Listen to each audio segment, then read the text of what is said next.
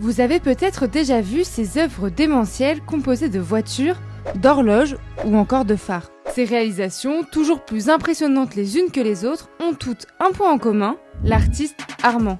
Il est né à Nice en 1928 et son style à lui, c'est l'accumulation. Il fait partie d'un mouvement artistique que l'on appelle les nouveaux réalistes, avec notamment Yves Klein, connu pour ça, ou Niki de Saint-Phal, connu pour ça. Parmi les œuvres emblématiques d'Armand, on retrouve cette colonne haute de près de 20 mètres. Dans un bloc de béton de 1600 tonnes, on peut retrouver 59 véritables carcasses de voitures. Cette œuvre, visible dans les Yvelines, a été inaugurée en 1982.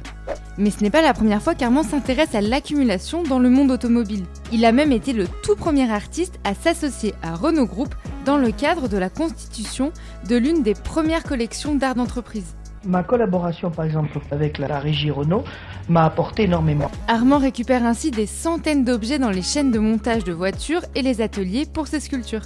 Pendant 2 ans, il a pu faire près de 150 œuvres en collaboration avec Renault Group.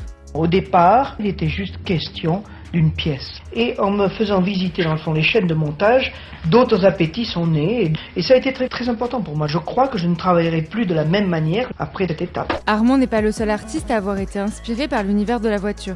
L'entreprise automobile a notamment accompagné Dubuffet, Vasarely, qui a stylisé le fameux losange symbole de la marque, ou encore Jean Tinguely, qui a réalisé l'œuvre Requiem pour une feuille morte, une structure monumentale de 11 mètres de large. À l'occasion des Journées européennes du patrimoine 2023, le célèbre street artiste français Jérôme Ménager a produit une œuvre sur le bâtiment historique de Renault, à Boulogne, en face de l'île Seguin, où il avait peint ses emblématiques corps blancs dans l'usine en destruction.